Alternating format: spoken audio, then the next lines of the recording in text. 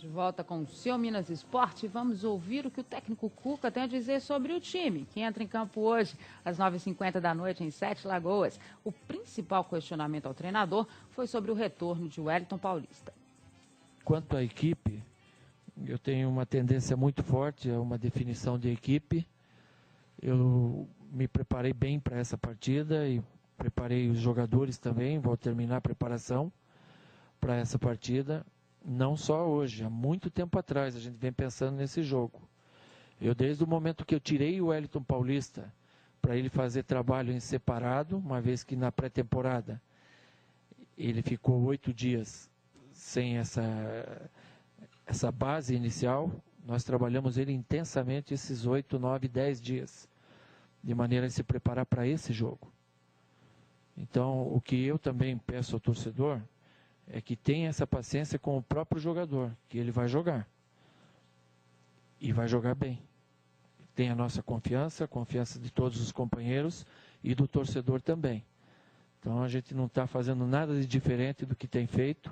E se eu puder, eu vou repetir o time que jogou as 2 partidas primeiras da Libertadores. O Thiago, mesmo que ele não inicie o jogo, ele se torna, para mim, um jogador importantíssimo, talvez tão ou mais importante até do que quem vai jogar. Porque nós jogamos com 2 meias e 2 atacantes, o Alisson e o Wellington Paulista. Aí o torcedor pode pensar, mas o Thiago fez 3 gols, ele tinha que entrar em lugar do Wellington Paulista. Nós não vamos ficar equilibrado, porque nós precisamos ter uma referência. O jogador de área, e o Thiago é de lado, vai servir, como ele serviu nesse jogo com 3 atacantes. E nós não podemos jogar a início de um jogo com 3 atacantes e mais 2 meias ofensivos. Então a gente está sendo coerente conosco mesmo, equilibrado, e sabendo que um time se faz de um elenco, e não apenas de 11 jogadores. E a gente tem boas opções no banco também. Muito claro aí o Cuca também nas suas explicações. Nós já dizíamos aqui ontem, a gente tinha as informações de que o Wellington Paulista seria incluído na lista de jogadores para o jogo do Tolima e que também poderia ser o titular. A gente já antecipava também os retornos aí do Montijo, do próprio Roger e do Gilberto também a condição. O fato da gente achar ou não que isso é uma boa opção do Cuca, eu acho que a gente tem que entender as explicações dele. Isso a gente vai ver amanhã se foi realmente uma boa opção. Mas as explicações dele para o torcedor foram bem claras. Bem claras, mas eu não concordo. Não concordo porque o Wellington Paulista saiu do time por deficiência técnica e deficiência física. O outro jogador entrou, fez vários gols e muito bem. Eu era contrário também a jogar com 2 atacantes abertos. Sempre falei isso aqui. Só que deu certo. Independentemente contra quem foi ou contra quem será, deu certo. E o Cuca agora traz de novo o Wellington Paulista. Por que não uma chance para o Farias, então? Mesmo com toda a deficiência técnica do Farias, eu acho que você fez o Farias, por mais que você ache o Farias dominando na canela, batendo no joelho, mas fez gols. O Wellington Paulista não está numa fase boa. Aí ele pode queimar de vez esse jogador. Apesar de que ele vai ter uma grande opção de banco também. Com o Thiago Ribeiro, que pode entrar a qualquer momento, tem entrado bem, está treinando muito. Agora, em termos de Gilberto na lateral esquerda, ele não tem muito o que fazer ali não. O Diego Renan não vem bem, ele vai colocar o Pablo na direita, o Gilberto ali na lateral esquerda.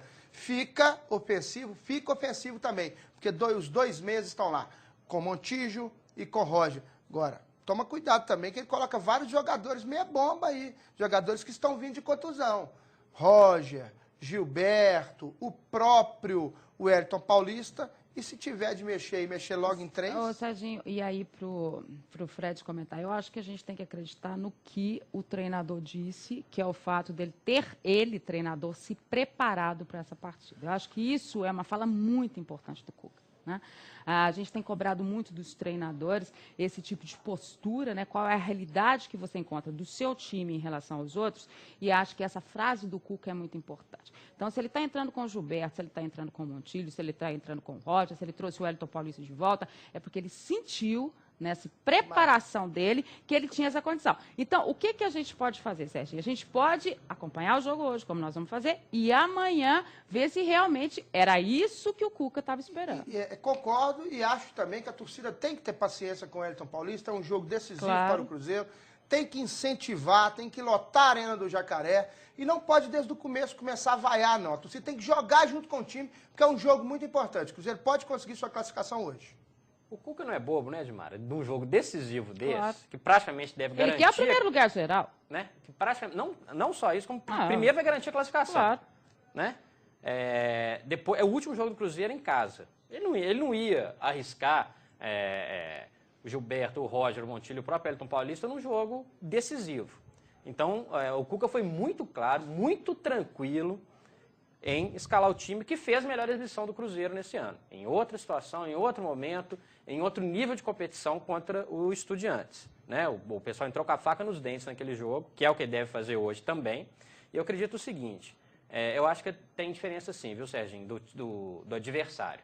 É diferente você dar liberdade para os atacantes no jogo, com todo respeito, contra o Tupi, contra o Democrata. Contra o Tolima é diferente. O Alisson vai recuar um pouquinho mais. Como ele tem feito. Ele vai ter uma função tática importantíssima. Muito.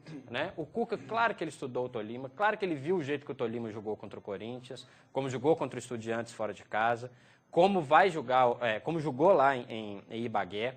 Então o Cuca tem noção exata, ele não está arriscando colocando esses jogadores. O fato de ter 2 meias deixa o time ofensivo, mas ele tem essa peça que é o Alisson, que ele faz essa recomposição. Assim como o trabalho do Roger foi muito importante no jogo contra o Estudiantes, porque ele tinha a retaguarda do Gilberto, que é um jogador experiente, que vai saber dosar, é um jogador que faz muito bem a função de lateral, faz muito bem, defende melhor do que o Diego Renan, não é uma improvisação igual o Everton era. Então, acredito que o time está bem redondinho. Em relação ao Wellington Paulista, tecnicamente ele é superior ao Farias. Se ele não queria um jogador, se ele não queria um jogador para jogar 2 abertos, o jogador é momento. Ele teria que hoje jogar. Ele não tem um momento melhor do que o Farias. O Thiago Ribeiro estava fora do momento, entrou e começou a fazer gol. Pode ter mudado depois desse trabalho que foi feito com ele, claro. O banco faz muito bem para os jogadores.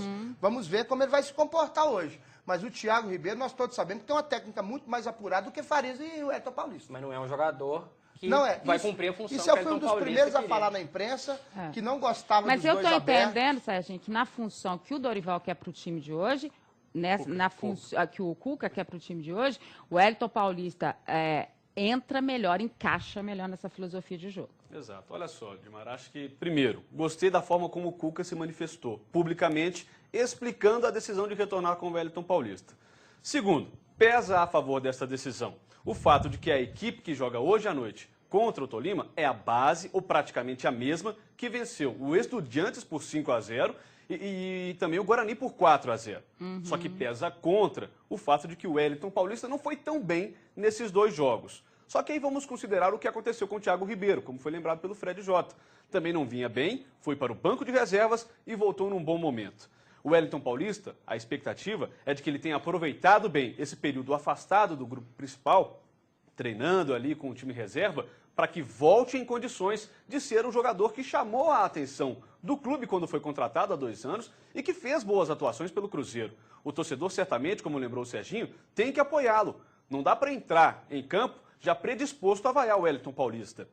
É ele quem vai defender o Cruzeiro, é ele quem vai ter a obrigação de fazer os gols e é ele quem precisa do apoio. Se ele entrar já com a torcida pegando no pé dele, não vai ajudar o Cruzeiro. A equipe tem tudo para sair classificada esta noite de 7 Lagoas. Ontem o Libertad classificou-se com 10 pontos, com 2 rodadas de antecedência. E entra naquilo que a gente vinha falando há mais tempo, né, Edmara? 10 pontos já é uma conta suficiente para a equipe se classificar. Então, toda a sorte para o Cruzeiro hoje, para o Wellington Paulista, para as modificações que o Cuca fez. A gente quer que o Cruzeiro consiga essa classificação antecipada, que vá brigar aí pelo primeiro lugar geral do grupo, que vai dar a tranquilidade para ele até o final da sua participação na Libertadores. É isso que acho que é o pensamento de todo mundo. Queria entrar num assunto que eu prometi, o pessoal tem questionado muito, mandado e-mails, enfim, a gente vai fazer uma série de matérias especiais. Mas eu queria, Fábio Pinel, que você passasse mais ou menos para o pessoal nesse momento qual é a real situação dos estádios em virtude da Copa do Mundo. Em que momento hoje o Brasil está se apresentando para essa Copa do Mundo? Não está se apresentando, né? A gente conversava até na redação aqui durante os intervalos. Eu estou realmente preocupado. Ontem a gente começou a abordar o assunto. Eu estou muito preocupado com essa Copa do Mundo no Brasil. Tem estádio, Dimara, e você que está acompanhando o Minas Esporte, que nem saiu ainda do papel. Em Natal, por exemplo, foi definido no sábado passado qual será a empresa que vai fazer as obras, que vai demolir o Machadão para construir ali o Estádio das Dunas. Ou seja, faltam 2 anos. A Copa é em 2014, mas os estádios têm que estar prontos em 2013. Ou seja, em 1º de janeiro de 2013 tem que estar tudo pronto. Ou seja, faltam 2 anos e tem estádio que nem saiu ali da terraplanagem. No Recife é a mesma situação. O estádio do Recife, por exemplo, a ideia é que 3 clubes, o Náutico, Santa Cruz e o Sport, assumam a administração do estádio após a Copa. Um já está pulando fora, que é o Sport. Está querendo fazer um estádio próprio. Já tem a Ilha do Retiro, quer reformá-la, quer ter uma administração melhor só dele. Então são vários problemas. São Paulo não tem nem estádio. Eu acho até que Belo Horizonte, Porto Alegre e Curitiba estão bem encaminhados, mas o restante do país vive uma situação muito preocupante com relação à Copa do Mundo. E sabe que a preocupação, quando ela foi nos trazida, foi trazida pela população normal, quem conversa com a gente na rua, né, no nosso dia a dia. Então, por isso que a gente quis trazer essa discussão para o nosso âmbito, para a gente poder estar informando um pouquinho mais para o pessoal. Você também está preocupado? Muito preocupado. Muito preocupado. E acho que os bons exemplos, sempre devem ser seguidos, né, Edmar? Londres deixou as obras todas para a Olimpíada do ano que vem prontas há muito tempo. Estão fazendo ajustes no Estádio Olímpico. Eu vi uma matéria sobre a Rússia. Já tem estádio lá que está saindo do chão, do nada, como esse de Recife vai sair. Será que vai sair também? Não sei. Ou, enfim. Já estão em estágio mais avançado. Eu não consigo no entender. Brasil. Eu não consigo entender. E outra coisa, eu acho que acho importante expandir o futebol, a Copa para todo o país, mas acredito que deveria ter usado um pouquinho mais de critério. Por que não usar o Maracanã e o Engenhão, que é um estádio pronto de 2007 feito por PAN? Dois estádios na mesma cidade. Né? Qual vai ser a utilidade do estádio depois em Manaus, em Cuiabá? Uma fortuna para... Né? Infelizmente, os times da região jogam a Série D, mas quando jogam. Dentro desse argumento, em Natal, por exemplo, foi feito um estudo de que o estádio não vai se sustentar depois, porque a média de público de jogos em Natal é de 3 a 4 mil pessoas por jogo. E outra coisa, o estádio do ABC, que é o Frasqueirão, ele é recente, novo e suporta de maneira tranquila os jogos do ABC. O América joga para estádio vazio e caiu ainda para a Série C. O mesmo vale, a gente está falando um pouco aqui, de Brasília, também, né? Que já teve um investimento no estádio do Gama. Eu tive a oportunidade de conhecer o estádio em si é muito bacana, mas o acesso é complicado. Não comporta um jogo de Copa do Mundo. Não né, comporta um jogo de Copa do Mundo, até para quem for treinar à distância é um empecilho. Não tem condições. E Brasília, como é que o Brasil vai fazer? Recentemente a revista Placar fez um levantamento que foi o seguinte: o Estádio Nacional, né, que o Mané Garrincha vai chamar Estádio Nacional, seria para 70 mil torcedores. Depois de algumas críticas, estão pensando num projeto para 30 mil. 30 mil não foi o público total de todos os jogos dos 2 últimos anos do estádio. É essa a situação.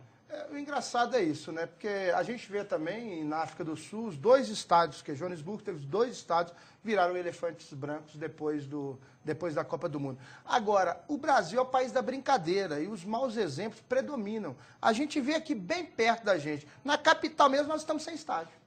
Para jogar. Por quê? Porque as nossas autoridades não foram competentes para deixar um estádio para os times jogarem e o outro começar as obras. Então, isso predomina no Brasil. Belo Horizonte está até, o Mineirão, está até bem adiantado, está com um cronograma adiantado de obra.